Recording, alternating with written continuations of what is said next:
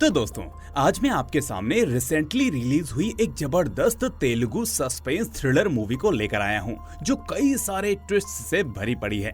यार पता नहीं ये साउथ वाले ऐसी मूवीज कैसे बना लेते हैं जिनकी शुरुआत तो एक सीधे सादे केस और कहानी से होती है, लेकिन धीरे धीरे वो कहानी एक माइंड ब्लोइंग एक्सपीरियंस में बदल जाती है। तो चलिए दोस्तों, शुरू करते हैं आज की ये एक्सप्लेनेशन, जिसका नाम आपको स्क्रीन पर और डिस्क्रिप्शन में देखने को मिल जाएगा। तो मूवी की शुरुआत होती है जहां हमें दिव्या नाम की एक लेडी दिखाई जाती है जो अपने छोटे बच्चे को हाथ में लिए कुछ सोच रही होती है। तभी हम देखते हैं कि उसका हस्बैंड जयराम किसी काम से बाहर जा रहा होता है। तभी दिव्या उससे पूछती है कि इतनी रात को कहाँ जा रहे हो, लेकिन जयराम उसको कोई जवाब नहीं देता और उल्टा इग्नोर कर देता है। अब ये देखकर दिव्या गुस्से में कहती है कि मुझे जवाब दो जयराम, तुम घर में अपनी मर्जी से आते हो और फिर चले जाते हो, मुझसे बात तक नहीं करते। वो कहती है कि क्या मैं घर की चीजों की तरह फालतू हूँ, क्यों मुझे इतना इग्नोर कर रहे हो, मैं इतना गुस्सा कर रही हूँ फिर भी तुम जवाब नहीं दे रहे। तो इस बात पर अब जयराम उसे एक साइकेट्रिस्ट का विजिटिंग कार्ड देकर कहता है कि इस डॉक्टर से जाकर मिलो, तुम्हें इसकी जरूरत है। ये देखकर दिव्या शॉक्ड हो जाती है और गुस्से में कहती है कि अच्छा तो मैं पागल हो चुकी हूँ, चलो मैं तो डॉक्टर के पास चली जाऊंगी, लेकिन मुझे बताओ कि तुम किसके पास जाओगे, क्योंकि मुझे तुम्हारे कैरेक्टर का पता है कि तुम कहाँ जाते हो और किससे मिलते हो। इस तरह अब दिव्या तेज आवाज में जयराम से झगड़ा करने लगती है। अब उसी घर में लक्ष्मी नाम की एक कामवाली भी होती है, जो इस लड़ाई को होता देख दिव्या से कहती है कि मैडम आप शांत रहिए, बच्चा डर जाएगा। लेकिन दिव्या गुस्से में उल्टा लक्ष्मी को ही एक थप्पड़ मार देती है और फिर ये देखकर जयराम भी दिव्या को थप्पड़ मार देता है, जिसके बाद एक पल के लिए तीनों शांत हो जाते हैं और फिर अपने अपने रास्ते चले जाते हैं। यानी दिव्या अपने कमरे में चली जाती है, जयराम काम से बाहर चला जाता है और लक्ष्मी अपने घर के काम में लग जाती है। अब थोड़ी देर बाद लक्ष्मी ऑब्जर्व करती है कि दिव्या का बच्चा लगातार रोते जा रहा है, लेकिन वो गुस्से में कोई रिस्पॉन्स नहीं दे रही। इसलिए अब वो बच्चे को लेकर दिव्या के कमरे के पास जाती है और उसे बुलाते हुए कहती है कि मैडम जी दरवाजा खोलिए, भूख की वजह से बच्चा रो रहा है। लेकिन जब बार बार खटखटाने के बावजूद भी दिव्या दरवाजा नहीं खोलती, तो आखिर में लक्ष्मी दरवाजा खोलकर अंदर चली जाती है और अंदर का नजारा देखकर उसके होश उड़ जाते हैं, क्योंकि वो देखती है कि दिव्या ने फांसी लगाकर खुद की जान ले ली है। खैर, इसके बाद लक्ष्मी फौरन पुलिस को कॉल करती है, जिसके थोड़ी देर बाद हम देखते हैं कि विक्रम नाम का एक पुलिस वाला अपने कांस्टेबल के साथ घर पर केस की इन्वेस्टिगेशन करने आता है। अब लक्ष्मी विक्रम को दिव्या के कमरे में ले जाकर उसकी डेड बॉडी दिखाती है, जिसके बाद विक्रम कमरे और लाश की अच्छे से इंस्पेक्शन करता है। तभी उसे वहाँ पर फ्लोर पर एक छोटा सा मोती टाइप मिलता है, जो गहने में लगने वाला मोती होता है। फिर विक्रम लक्ष्मी से उसका नाम, दिव्या का नाम और उसके हस्बैंड का नाम और घर की डिटेल्स पूछता है और इन्हीं बातों के दौरान लक्ष्मी के गाल पर उंगलियों के निशान देखकर वो उससे पूछता है कि क्या तुम्हारी किसी से हाथापाई हुई थी या तुमने ही अपनी मैडम को मार दिया, सच बताओ क्या हुआ था। तो लक्ष्मी उसे बताती है कि सर थोड़ी देर पहले दिव्या मैडम ने ही मुझे थप्पड़ मारा था, क्योंकि साहब और उनके बीच में लड़ाई हो रही थी और मैं मैडम को शांत करने की कोशिश कर रही थी। फिर जयराम के बारे में पूछने पर लक्ष्मी कहती है कि सर वो तो एयरपोर्ट गए हैं, क्योंकि बॉम्बे में उनकी मीटिंग है। तो ये सुनकर विक्रम पूछता है कि तुम तो काम करती हो ना, फिर तुम्हें इतना सब कैसे पता है। तो लक्ष्मी कहती है कि सर असल में लड़ाई उनके जाने को लेकर ही हो रही थी और मैंने साहब के मुंह से भी सुना था कि बॉम्बे मीटिंग में जा रहे हैं, इसलिए मुझे ये सब पता है। खैर, इसके बाद विक्रम अपने कांस्टेबल से कहता है कि फौरन एक कांस्टेबल को एयरपोर्ट भेजो और जयराम को वापस यहाँ लाओ। ऊपर से बाहर बारिश हो रही है, इसलिए सारी फ्लाइट्स डिले हो गई होंगी, तो वो अभी शहर में ही होगा। फिर वो लक्ष्मी से बात करते हुए पूछता है कि तुम्हारे अलावा और इस घर में कोई बाहर से आया था। तो लक्ष्मी कहती है कि नहीं सर, बाहर से कोई नहीं आया, लेकिन आप ऐसा क्यों पूछ रहे हैं। तो विक्रम कहता है क्योंकि तुम्हारी मैडम ने खुद को नहीं मारा, बल्कि किसी ने उनका कत्ल किया है। अब विक्रम लक्ष्मी से दिव्या की फैमिली के बारे में पूछता है, तो वो बताती है कि सर दिव्या मैडम असल में अनाथ थी, जबकि जयराम सर का एक भाई भी है और उसका नाम है आदित्य। अब सीन यहाँ से शिफ्ट होता है, जहाँ हम एक आदमी को देखते हैं जो एक गन लेकर किसी को ढूंढने की कोशिश कर रहा होता है और तभी वहाँ एक गुंडा उसके माथे पर गन पॉइंट करता है। फिर यहाँ हमें पता चलता है कि ये आदमी और कोई नहीं बल्कि जयराम का छोटा भाई आदित्य है, जो इस वक्त NIA की ट्रेनिंग ले रहा होता है। खैर, उसी वक्त पुलिस आदित्य को फोन करके दिव्या के बारे में बताती है, जिसके बाद आदित्य जल्दी से घर पहुंचता है और दिव्या की लाश देखकर वो भी शॉक्ड रह जाता है। अब विक्रम उससे पूछता है कि जब दिव्या मरी थी तो तुम कहाँ थे। तो आदित्य बताता है कि मैं NIA ऑफिसर हूँ और मैं अभी अपनी ट्रेनिंग ले रहा था। फिर विक्रम उससे कहता है कि दिव्या ने खुद को नहीं मारा, बल्कि किसी और ने उसे मार दिया। आदित्य पूछता है कि आप ऐसा कैसे कह सकते हैं ऑफिसर। क्योंकि रस्सी तो इनके पास पड़ी है, मुझे तो ये फांसी जैसी लग रही है। तो विक्रम उसे कुछ चीजें बताता है और कहता है कि अगर दिव्या ने खुद को मारा होता तो अब तक उसके चेहरे का रंग बदल चुका होता। ऊपर से फांसी के लिए रस्सी की जरूरत नहीं होती, क्योंकि वो साड़ी या चुन्नी भी इस्तेमाल कर सकती थी। इसके अलावा दिव्या के पैर पर छोटी सी चोट है, जबकि चेयर पर खून के धब्बे नहीं है जो कि होने चाहिए थे अगर वो चेयर पर खड़ी हुई होगी। और साथ ही गर्दन पर कुछ और जख्म भी हैं, जिसका मतलब मरने से पहले किसी ने उसके साथ हाथापाई की है। यानी ओवरऑल किसी ने दिव्या को मारकर ऐसा दिखाने की कोशिश की है कि यह खुद को खत्म करने का केस है, कोई मर्डर नहीं। लेकिन तभी लक्ष्मी कहती है कि सर, जयराम सर बीच में एक बार घर आए थे किसी काम से और फिर वापस चले गए। तो विक्रम पूछता है कि ये बात तुमने मुझे पहले क्यों नहीं बताई जब मैंने पूछा था। तो लक्ष्मी कहती है कि सर, आपने किसी और आदमी का पूछा था, इसलिए मेरा दिमाग काम नहीं किया। सर तो आए थे लेकिन कोई और घर नहीं आया था। अब थोड़ी देर बाद एक कांस्टेबल जयराम को लेकर घर पहुंचता है, लेकिन वो उसे ये नहीं बताता कि उसकी बीवी की डेथ हो गई है। इसलिए अब वो आकर सीधे विक्रम से पूछता है कि सर क्या हुआ, मेरी कल बॉम्बे में मीटिंग है, मेरा जाना जरूरी है, आप लोग क्यों आए हैं। तो विक्रम उसे बताता है कि असल में आपकी बीवी की डेथ हो चुकी है, जिसे सुनकर जयराम फौरन ऊपर जाने की कोशिश करता है, लेकिन विक्रम उसे रोककर कहता है कि जब तक फॉरेंसिक वाले नहीं आते आप ऊपर नहीं जा सकते। फिर वो उसे भी यही बात बताता है कि दिव्या को किसी ने मारा है, जबकि मारने वाले ने इसे चालाकी से छुपाने की कोशिश की है। इसके बाद विक्रम जयराम से पूछता है कि लक्ष्मी का कहना है कि आप बीच में घर वापस आए थे, तो आप किस लिए आए थे। तो जयराम बताता है कि असल में मैं कुछ इम्पोर्टेंट डॉक्यूमेंट्स घर पर भूल गया था, इसलिए वही लेकर मैं वापस एयरपोर्ट चला गया और ज्यादा देर नहीं रुका। लेकिन विक्रम को जयराम पर अब भी शक होता है। ऊपर से लक्ष्मी ने उन्हें दोनों की लड़ाई के बारे में भी बता दिया था, इसलिए वो उससे कहता है कि तुम दोनों के बीच में पहले से ही झगड़े हो रहे थे, तो शायद हाथापाई भी हुई हो जिसमें तुमने दिव्या को मार दिया हो। सच सच बताओ। इस बीच लक्ष्मी से पूछने पर वो कहती है कि सर, मैंने साहब को घर में आते देखा था लेकिन बाहर जाते नहीं देखा। तभी जयराम का भाई आदित्य विक्रम को सुझाव देता है कि हम घर की सीसीटीवी फुटेजेस चेक कर सकते हैं, वहाँ से हमें पता चल जाएगा। तो इस बात पर अब विक्रम सारी फुटेजेस चेक करता है और फिर एंट्रेंस की फुटेज चेक करने पर उसे पता चलता है कि जयराम सच कह रहा था। वो घर में आया तो था, लेकिन 2 मिनट में ही अपनी फाइल लेकर एयरपोर्ट भी चला गया था। इसी बीच आदित्य कहता है कि सर, इन 2 मिनट्स में दिव्या भाभी के साथ इतना कुछ करना इम्पॉसिबल है, आप ही बताइए। इसके बाद विक्रम का शक लक्ष्मी पर जाता है, इसलिए वो उससे पूछता है कि जब घर में कोई बात हो तो पहले घर वालों को फोन किया जाता है, जबकि तुमने डायरेक्ट पुलिस को फोन किया, तो तुम मुझे सच सच बताओ कि तुम क्या छुपा रही हो। ये सुनकर लक्ष्मी थोड़ा घबरा जाती है और जयराम की तरफ देखने लगती है। अब विक्रम भी इस चीज को नोटिस कर लेता है, इसलिए वो उसे सच बताने लगती है कि जब जयराम साहब एयरपोर्ट पर थे तो मैंने उन्हें फोन करके दिव्या मैडम के बारे में बता दिया था, लेकिन साहब ने कहा कि लक्ष्मी तुम पुलिस को फोन करके दिव्या के बारे में बताओ, क्योंकि अगर मैं अभी घर आया तो ये सारा केस मुझ पर डाल दिया जाएगा, क्योंकि झगड़ा होने के बाद दिव्या ने खुद को मारा है। फिर लक्ष्मी कहती है कि मुझे डर लग रहा है कि मैं ऐसा कैसे करूंगी। तो जयराम कहता है कि तुम घबराओ मत, जैसा कहा वैसा करो, कुछ नहीं होगा, पुलिस अपना काम अपने आप कर लेगी। अब विक्रम इस बारे में जयराम से कुछ पूछता उससे पहले वो विक्रम से कहता है कि एक्चुअली मेरा और दिव्या का रोज झगड़ा होता रहता था और आज मैंने उस पर हाथ भी उठाया, इसलिए मैंने सोचा कि शायद इसकी वजह से ही उसने खुद को खत्म कर लिया होगा, इसलिए मैंने लक्ष्मी को ये सब करने को कहा।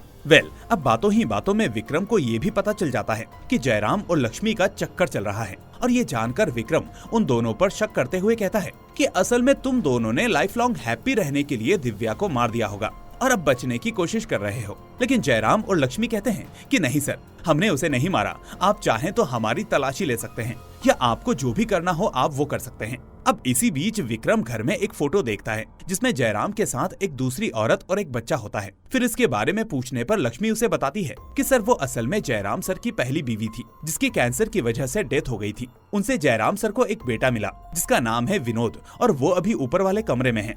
ये सुनकर विक्रम शॉक्ड होकर पूछता है कि घर में ये सब हो गया और वो बच्चा अभी तक कमरे में है। तो लक्ष्मी कहती है कि असल में विनोद थोड़ा सहमा सा रहता है, ऊपर से मुझे लगा कि पुलिस आएगी तो वो कत्ल की बात सुनकर डर जाएगा, इसलिए मैंने उसको नहीं बताया और आपको भी तब बताया जब आपने पूछा। अब ये सुनकर विक्रम फौरन ऊपर जाता है जहाँ विनोद अपने कमरे में कुछ स्केचेस बना रहा होता है। इस बीच आदित्य विक्रम को बताता है कि विनोद थोड़ा स्पेशल चाइल्ड है, वो अपनी माँ के गुजरने के बाद किसी से ज्यादा बात नहीं करता, बस हमेशा अपने कमरे में ही रहता है।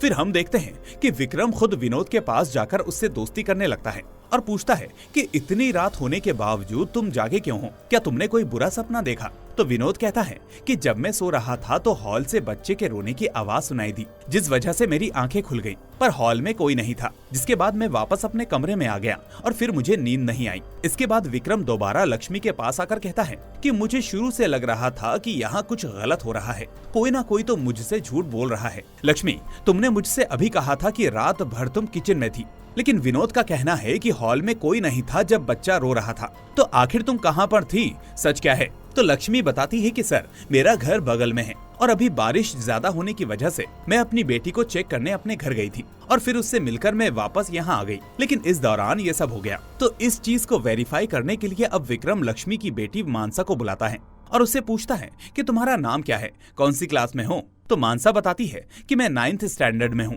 फिर विक्रम उससे सीधे कहता है कि तुम्हारी दिव्या मैडम को किसी ने मार दिया, तो तुम्हें क्या लगता है उन्हें किसने मारा होगा? क्योंकि सारा शक तुम्हारी माँ पर है, इसलिए सच बताओ। तो ये सुनकर मानसा कहती है कि नहीं सर, मेरी माँ ऐसा नहीं कर सकती, वो तो पूरे घर का अच्छे से ख्याल रखती है। इसके बाद अचानक विक्रम मानसा से कहता है कि तो फिर तुमने ही दिव्या मैडम को मारा ना, बताओ जल्दी, आखिर तुमने उनको क्यों मारा? अब ये सुनकर सारे लोग शॉक में रहकर विक्रम से पूछते हैं कि तुम ऐसा कैसे कह सकते हो? तो विक्रम आदित्य से कहता है कि यही तो सच्चाई है, जो दिखता है वो होता नहीं और जो नहीं दिखता वही होता है। इस तरह वो दिव्या के कमरे में मिला वो छोटा सा मोती सभी को दिखाता है और बताता है कि यह स्टोन असल में मानसा की इयररिंग का है। साथ ही वो वही जख्म मानसा के गले पर देखता है जो उसने दिव्या के गले पर देखे थे।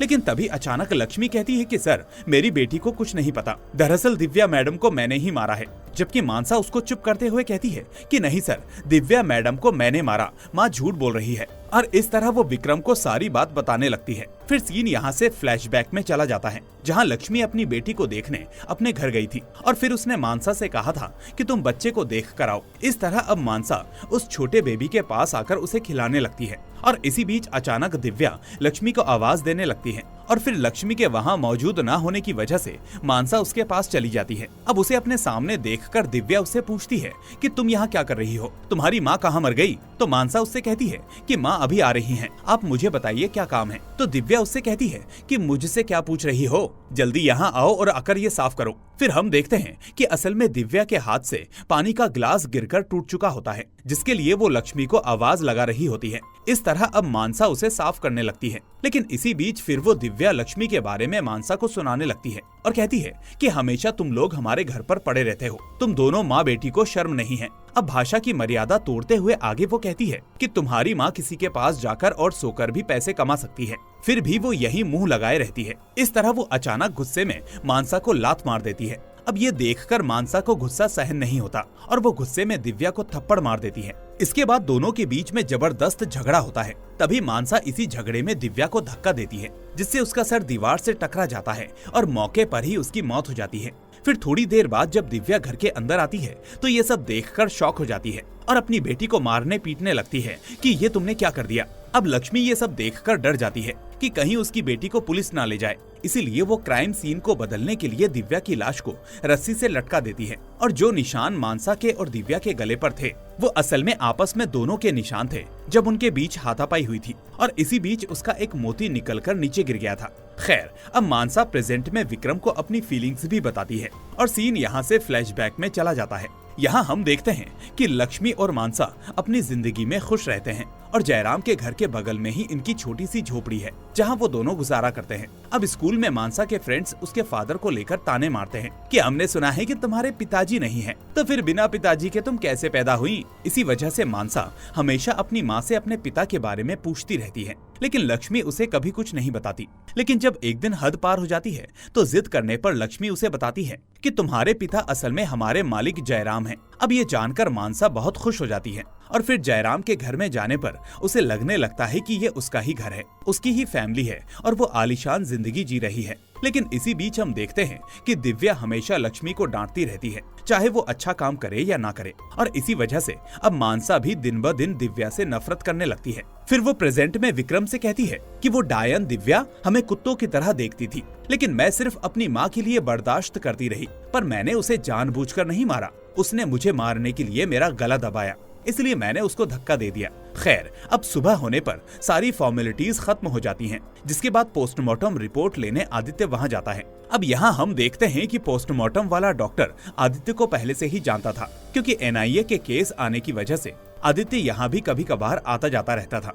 खैर, अब विक्रम रिपोर्ट्स के बारे में पूछता है तो डॉक्टर बताता है कि रिपोर्ट्स तो अभी नहीं आई, लेकिन उससे पहले मैं तुम्हें कुछ बताना चाहता हूँ। दरअसल तुमने कहा था कि दिव्या की मौत सिर पर चोट लगने से हुई है, लेकिन मेरी इंस्पेक्शन के हिसाब से वो महज एक छोटा सा माइनर डैमेज है, जिससे ज्यादा इंसान बेहोश हो सकता है लेकिन मर नहीं सकता। ऊपर से एक और शॉकिंग बात यह है कि दिव्या की बॉडी में एक रेयर ड्रग मिला है, जो कि नॉर्मल पोस्टमार्टम से पता नहीं चलता। डॉक्टर बताता है कि असल में जब मैंने देखा कि क्रैक से मौत नहीं हो सकती, तो मैंने कुछ सैंपल्स पुणे भेजे और उसके बाद ही मुझे ये बात पता चली। तो ये सुनकर अब विक्रम और आदित्य शॉक हो जाते हैं। अब विक्रम जयराम को ये खबर सुनाता है तो वो भी शॉक में रह जाता है, और ठीक उसी वक्त विनोद भी ये खबर सुन लेता है। लेकिन हैरानी की बात ये होती है कि ये सुनते ही वो अपने कमरे में जाकर अपने आप को लॉक कर लेता है और एक कबर्ड में छुप जाता है। इसके बाद विक्रम विनोद के कमरे की तलाशी लेता है, जहां उसे एक कबर्ड का दरवाजा लॉक मिलता है। अब जयराम को भी इसकी चाबी का पता नहीं होता, जो गुम हो चुकी थी, लेकिन विक्रम पता लगाता है कि विनोद हर रोज इस कबर्ड को खोलता था। शायद इसमें उसकी माँ की यादें होंगी, इसलिए अब थोड़ी देर बाद विनोद की माँ की फोटो के पीछे ही उसे इसकी चाबी मिलती है, और फिर कबर्ड खोलने पर विक्रम को विनोद की माँ की यादें और एक छोटी सी दवाई मिलती है। इसके बाद विक्रम जयराम को वो दवाई पीने को कहता है, लेकिन जयराम इसके लिए ये कहकर मना करता है कि आखिर ये क्या बोल रहे हैं आप, मुझे क्या पता ये दवा किसकी है। तो विक्रम कहता है कि जहर अगर आपने मिलाया होगा तो आप डरेंगे, नहीं तो इस दवा से कोई इंसान मरेगा नहीं। अब ये सुनकर जयराम जैसे ही उस दवा को पीने वाला होता है, तभी अचानक विनोद कबर्ड से निकलकर उस दवाई को नीचे फेंक देता है। इसके बाद विक्रम विनोद से पूछता है कि तुमने इस दवा के साथ क्या किया, आखिर तुम क्या छुपा रहे हो। तो वो बताता है कि दरअसल उस दिन जब छोटा बेबी रो रहा था तो मैंने उसे चुप कराने की कोशिश की, और इसी बीच मैंने देखा कि लक्ष्मी आंटी दिव्या को पानी देने गई हैं और माँ का जूस वहीं छोड़ गई हैं, इसलिए मैंने जूस में वो जहर वाली दवाई मिलाकर दिव्या माँ को दे दी ताकि वो मर जाए। ये सुनकर अब सभी शॉक हो जाते हैं, जिसके बाद विक्रम मुझसे पूछता है कि आखिर तुमने अपनी माँ के साथ ऐसा क्यों किया, या किसी ने तुमको ऐसा करने के लिए बोला था, और तुम्हें कैसे पता कि उस बोतल में जहर है, कोई दवा नहीं। तो असल में एक बात यह है कि विनोद को दिव्या का कैरेक्टर बिल्कुल पसंद नहीं था, क्योंकि अपनी असली माँ के मरने के बाद वो अपने पिता जयराम के पास में किसी दूसरी औरत को इमेजिन नहीं कर पाता था। हमें भी पता चलता है कि पहले भी जयराम और उसकी पहली बीवी के बीच बहुत झगड़े होते थे, लेकिन फिर एक दिन उसकी पहली बीवी ने जहर की बोतल लाकर खुद को मारने की कोशिश की थी, लेकिन जयराम उसे ऐसा करने से रोक लेता है और फौरन उस बोतल को कबर्ड में छुपा देता है ताकि उसकी पहली बीवी ये सब दोबारा ना करे।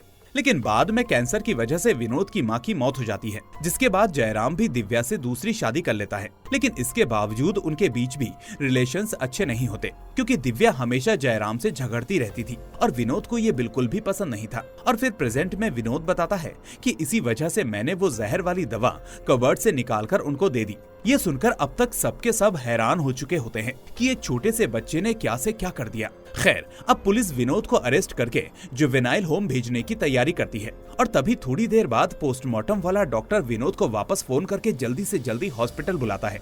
अब हम देखते हैं कि वहाँ आदित्य पहले से ही बैठा होता है, क्योंकि डॉक्टर ने उसे भी बुलाया था। इसके बाद डॉक्टर उस दवाई को दोनों को दिखाते हुए कहता है कि ये दवा इंसान को नहीं मार सकती, ऊपर से ज्यादा सिर्फ मोशन सिकनेस और वोमिटिंग्स करवा सकती है। वो कहता है कि मैंने आप दोनों से कहा था ना कि दिव्या की बॉडी में एक रेयर ड्रग पाया गया, लेकिन असल में ये वो ड्रग नहीं है, बल्कि वो एक स्लो पॉइजन है जो बॉडी में जाने के 5 घंटे बाद इंसान को मारता है। यानी वो किलर बहुत चालाक है, क्योंकि उसने बहुत ही प्लानिंग के साथ इस ड्रग का इस्तेमाल किया होगा।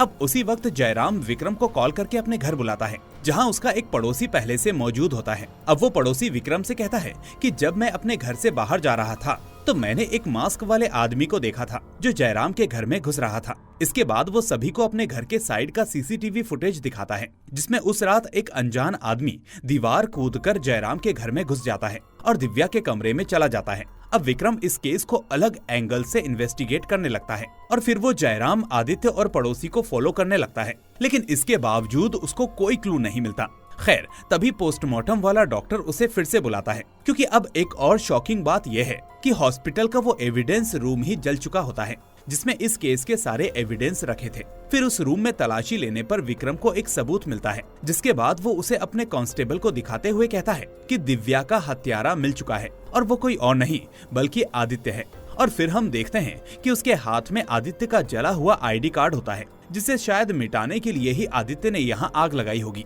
इसके बाद विक्रम फौरन अपनी गन लेकर आदित्य के घर जाता है और वहाँ वो नोटिस करता है कि उसका घर बहुत अजीब है। साथ ही वहाँ इन्वेस्टिगेशन की कुछ किताबें पड़ी होती हैं और टीवी पर साइको कैरेक्टर वाली एक मूवी भी चल रही होती है।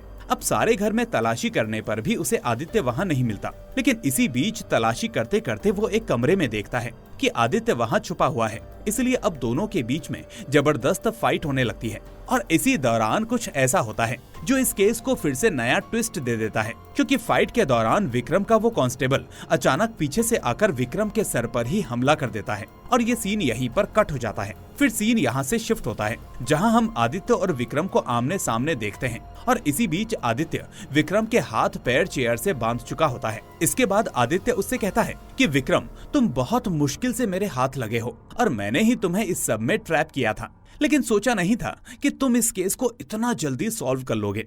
फिर आगे हंसते हुए वो कहता है कि विक्रम, मैं तुम्हें एक शॉकिंग बात बताऊं, असल में दिव्या को मैंने नहीं मारा और जिसने मारा है उसका नाम सुनकर तुम्हारे होश उड़ जाएंगे, क्योंकि मुझे पता है कि वो असली कातिल कोई और नहीं बल्कि तुम ही हो विक्रम। हाँ विक्रम, तुमने ही दिव्या को मारा, लेकिन तुमने क्या सोचा तुम्हें कोई पकड़ नहीं पाएगा, पर तुम भूल गए कि मैं NIA में हूँ और ऐसी चीजों और केसेस की ही ट्रेनिंग ले रहा हूँ। इसके बाद आदित्य कहता है कि जब ये केस चल रहा था तो मैंने सोचा कि घर वालों में से ही किसी एक ने दिव्या को मारा होगा, लेकिन इस बीच जब मैं पीछे पीछे इस केस की इन्वेस्टिगेशन कर रहा था और फिर मैंने उस दिन जब घर के पड़ोसी की फुटेज को देखा था तो तब मुझे यकीन हुआ कि हत्यारा बाहर का बंदा ही हो सकता है, घर का आदमी नहीं। और फिर आदित्य उसे बताता है कि मैं दिव्या भाभी के बारे में और भी पता करने के लिए उनके गांव गया था ताकि पता चल सके कि कहीं उनकी किसी से दुश्मनी तो नहीं थी। और उसी दौरान वहाँ एक औरत ने मुझे दिव्या भाभी से रिलेटेड कुछ सामान दिखाया जो कि एक बक्सा था। फिर मैंने उस बक्से में एक लेटर देखा जिसमें नीचे तुम्हारा नाम लिखा था विक्रम, और तब मुझे पक्का यकीन हो गया कि तुम ही हो जो इस केस की खिचड़ी बना रहे हो ताकि लोगों को गोल गोल घुमा सको। असल में तुम पहले से ही दिव्या को जानते थे और फिर जब मैंने तुम्हें फॉलो करना शुरू किया तो मैंने नोटिस किया कि तुम एक दिन वॉच की दुकान पर गए थे। अब उस रात वाली फुटेज को मैंने नोटिस किया था कि तुम्हारे हाथ में वॉच होने के बावजूद तुम बार बार दीवार की वॉच पर टाइम देख रहे थे, यानी इसका मतलब तुम्हारी घड़ी रुक गई थी। और जब मैंने उस वॉच शॉप में इंक्वायरी की तो मुझे पता चला कि तुम अपनी वॉच का क्रोन रिप्लेस करने आए थे और CCTV फुटेज के हिसाब से हत्यारा जिस जगह से दिव्या के कमरे में गया था वहाँ सर्च करने पर मुझे तुम्हारी वॉच का क्रोन ही मिला था। इसके बाद उस क्रोन को लैब में भेजने के बाद सारी चीजें कंफर्म हो गई कि वो सच में तुम्हारा था और अब सारे सबूत तुम्हारे खिलाफ हैं। फिर आदित्य बताता है कि विक्रम, पहले तो तुम दिव्या को मारकर वापस चले गए, लेकिन इसके बाद जब तुम इस केस की इनिशियल इन्वेस्टिगेशन के लिए वापस आए तो दिव्या को रस्सी से लटका देखकर शॉक हो गए और तुम्हारी लॉटरी लग गई। और तुम्हें पता था कि पोस्टमार्टम से पता चल जाएगा कि यह कत्ल का मामला है, इसलिए तुमने सभी को ये बताया कि दिव्या का मर्डर हुआ है और फिर तुमने सोचा कि ये केस किसी और पर डाल दोगे। लेकिन जब मैं तुम्हारे केस में एंटर हुआ तो तुम्हारा दिमाग सटक गया, क्योंकि मैं भी तुम्हारे साथ साथ इस केस को इन्वेस्टिगेट कर रहा था। इस बीच तुमने केस को घुमा फिराकर मुझ पर डालने की कोशिश की ताकि मुझे इसमें फंसा सको। और मेरी इन्वेस्टिगेशन खत्म होने के बाद मैंने तुम्हारे कांस्टेबल से मुलाकात की और उसे बताया कि जब विक्रम मुझे फंसाएगा तब समझ लेना कि वो ही असली कातिल है, और तुमने भी सेम वही किया। पहले तुमने उस डॉक्टर की लैब में फायर एक्सीडेंट करवाकर मेरा सबूत छोड़ा और फिर अपने कांस्टेबल को दिखाया ताकि वो तुम्हारा गवाह बन सके। अब जो भी हो, लेकिन फिलहाल तुम NIA फैसिलिटी में हो और यहाँ सब कुछ रिकॉर्ड हो रहा है, इसलिए मुझे अब ये बताओ और सच सच बताना कि आखिर तुमने दिव्या को क्यों मारा। तो इस तरह अब विक्रम उसको सारी बात बताने लगता है और सीन यहाँ से फ्लैशबैक में चला जाता है। फिर हम देखते हैं कि विक्रम का बचपन बहुत मुश्किलों में गुजरा था और उसकी फैमिली स्लम एरिया में रहती थी, लेकिन इस बीच कई मुश्किलें भी आईं, पर विक्रम ने अपनी पढ़ाई कभी नहीं छोड़ी और हॉलीडे में भी बिना खेले होटल में काम करने लगता ताकि पढ़ाई के साथ साथ अपना और परिवार का खर्चा चला सके। और इसी दौरान उसकी माँ उसे अकेला छोड़कर इस दुनिया से चली गई, जिससे वो बिल्कुल अकेला पड़ गया। इसके कुछ साल बाद उसकी जिंदगी में दिव्या आई और उसकी जिंदगी वापस खूबसूरत बन गई।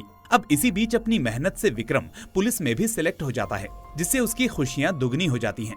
इसके बाद वो ट्रेनिंग करके हैदराबाद जाता है और ट्रेनिंग पूरी करके पुलिस ऑफिसर बन जाता है। फिर उसके इस टैलेंट को देखकर आईजी उसे अपने पास बुलाकर कहता है कि विक्रम, मुझे तुम्हारा करियर बहुत अच्छा दिख रहा है और ये करियर और भी अच्छा हो सकता है अगर तुम मेरी बेटी से शादी कर लो। तो पहले तो विक्रम दिव्या के बारे में बताते हुए आईजी से इसके लिए मना कर देता है, पर आईजी फिर उसे इशारे में उसका करियर खत्म करने की धमकी भी दे देता है। अब ये सुनकर विक्रम अनकंफर्टेबल हो जाता है, क्योंकि पूरी जिंदगी बचपन से उसने खुद को बुरे हालातों में देखा था, गरीबी में देखा था, लेकिन अब वो ऐसा करना नहीं चाहता था। इसलिए अब वो वही फैसला लेता है जो आईजी ने कहा था, यानी वो दिव्या को छोड़ते हुए अपने करियर को चुनता है और दिव्या को एक लेटर लिखकर बताता है कि वो श्वेता से शादी करने वाला है और अब वो उसका इंतजार ना करे।